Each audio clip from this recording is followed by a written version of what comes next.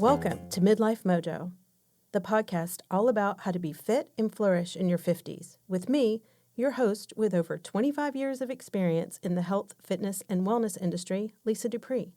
We'll be talking about all the things that support living life to the fullest. Let's dive in.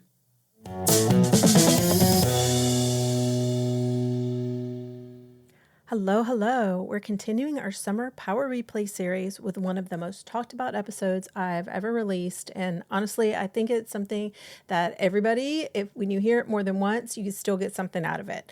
It even helped me as I just recently went back to listen to it, getting ready to post this, because this is something that I've personally grappled with quite a bit over the years. This episode is going to talk about a sneaky way of thinking that shows up when you know what to do. You have a goal and you have your plan and you have all the things needed to make it happen, and you still don't do it. You just don't do it. You do something else instead, right? It's what I like to call rebellious excitement, and it's something I see come up again and again with my clients, and it's something that I have worked through myself. It also happens to be one of the patterns I explore in my brand new weight loss archetype quiz launching in the next couple of weeks. So as you listen, see if you notice any of that inner rebel energy showing up for you in ways that I describe, because the more that you catch it, the easier it gets to shift. All right, let's get right into it. I noticed this recently when I was talking to a group about losing weight. Things that kept coming up from the group members were things like, I'm not following the diet like I'd planned to, or I've been pretty good at following the plan, but I'm still having, some food that's not on the plan, like having pizza every night or having a soda and chocolate bar in the afternoon. Also, several people in the group mentioned things like forgetting to go to the gym or deciding to sleep in instead of going for their morning jog.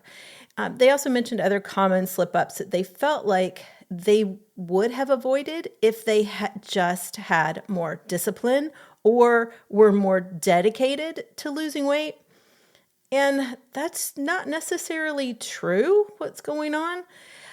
These individuals, they were showing up to the meetings, they had set realistic goals, they had relevant action steps, and they were actually doing a good bit of the work, but just not being really consistent. And they were expressing frustration with not feeling like they were making progress fast enough. This is the kind of thing that starts a cycle where there's a downstream effect of guilt, perhaps some shame coming up, and negative thoughts, or negative self-talk. And this often results in, getting down on yourself because you're not being perfect.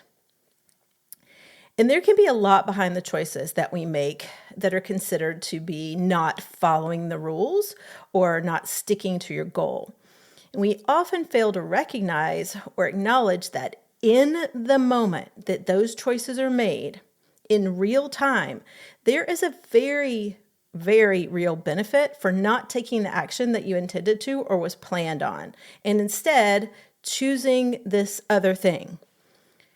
Because if we're really being honest, a lot of the times it just feels damn good in the moment to make this other choice.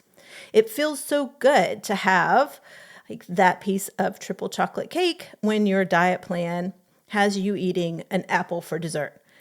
It can feel like a huge relief to skip a workout after a long, stressful day at work and have a couple of glasses of wine instead. There's a bit of that rebellious excitement that happens when we're all, I know I'm supposed to be doing this thing, eating the apple or going to exercise after work. We're supposed to be doing it, but we don't and make a different choice instead. It's like there is this inner rebel that just takes over, and it creates this nice feeling for not having to follow the rules or do what we're supposed to do, even if we are the ones that put those rules in place. You're getting a quick surge of pleasure, or even relief in choosing to do what you want to do in that moment. There's that quick dopamine hit in your brain when you kind of say to yourself, I know I'm supposed to do this, but I'm not going to do it. I'm going to do that. So, there. You're essentially just kind of giving the middle finger to your logical plan that has, been thought out and aligns with your goal. But it just feels really good in the moment. And when you think about it, this makes sense. As humans, we strive for independence. We crave autonomy. We want to be the ones calling the shots. And our inner rebel can't stand to be told what to do. I like to imagine it as a toddler throwing just a massive tantrum. This feeling or need to rebel is called psychological reactance. And it's your brain's reaction when you feel there's a threat to your freedom or you think your choices are being limited.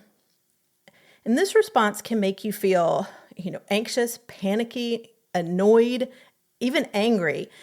When we are perceiving that our choices are limited or rules that are put in place, for us to follow, even when the logical part of our brain, was in agreement with that plan or even set up those guidelines, like our rebellious toddler brain feels limited and threatened. And this can lead us to do the opposite of what we'd intended or planned and can end up resulting in a good bit of self-sabotage. So, how do we work with our need to rebel when it has to do with our health and well-being? And one thing to do is to begin noticing your emotions and your reactions in general to different forms of rules or guidelines. Like this could be societal rules. A lot of things come to mind when I think about the pandemic, brings several situations that you could use to kind of notice what is your natural reaction. This could be at work or even expectations that you have or your family members or your friends have for you, at home or in your friend circle. And so how do you react when your choices are being limited? How do you react when you're expected to do something that you don't particularly feel like doing? Being able to notice what comes up for you as you think about these situations can give you a pretty good idea on how you handle this psychological reactance. And then it's important to identify the thoughts and feelings happening in a specific situation where you feel this urge or you're tempted to abandon your plan and get off track, specifically with your health-related goals. So for the person who chose the cake for dessert, they felt like they'd been really good all day, following all the rules, and that, they deserve that piece of cake as a reward at the end of the day. And for the person who had that stressful day at work and chose to drink wine instead of going to work out, they were feeling really anxious already from the stressful day, and they just wanted quick relief and to be able to relax. And when you notice these urges to make a choice that's not aligned with your goals, one thing that can be really helpful is take a moment. The first thing is noticing, and then just take a moment, pause, take a deep breath or two, and notice what your thoughts are. Notice what feelings you're having in that moment. It may help to ask yourself a couple of these questions. Like in that moment when you're pausing and breathing, what's really going on here? What is it that I really need at this moment? Where is this urge coming from? Another good question to consider is, will this choice help me accomplish my goal? Is it really aligned with what I plan to do or what my goal is? And so taking this moment to pause and notice what is going on in your brain, it gives you a chance to get back to a place of logic and a little bit more in control and not as much at the mercy of the inner rebel in your brain having a fit. And so retraining your brain, managing your emotions, it takes awareness and practice to balance making choices aligned with your overall health goals and what you might want to do in the moment for quick relief or for pleasure. Now, that's not to say that you shouldn't be doing things that you enjoy, doing things that bring you pleasure or relief. Taking care of yourself and enjoying life is part of self-care. However, if you're having a hard time staying consistent with your plan for accomplishing your goal, and it's realistic, you've thought it through, you've committed to it, but you're still just making some choices that aren't aligned with it, you want to make sure that that goal is really important to you and that outcome that you want is really important to you. And just taking that moment, taking that pause, thinking through some of those questions of what's really going on. Is this going to help me accomplish what I want to do? Is this going to help me get to the next step? It can be really helpful when you recognize that your inner rebel is acting out in a way that's, going to take you off track. And then you can begin to get a better understanding of yourself and the choices that you're making. So did your inner rebel feel seen today? If this episode had you nodding along, then you're definitely going to want to take the weight loss archetype quiz I've got coming your way. It'll help you figure out exactly the patterns that might be getting in the way of your consistency and what to do about it. Be sure to follow the show so you don't miss the launch. Until next time, get out there and keep your mojo rising.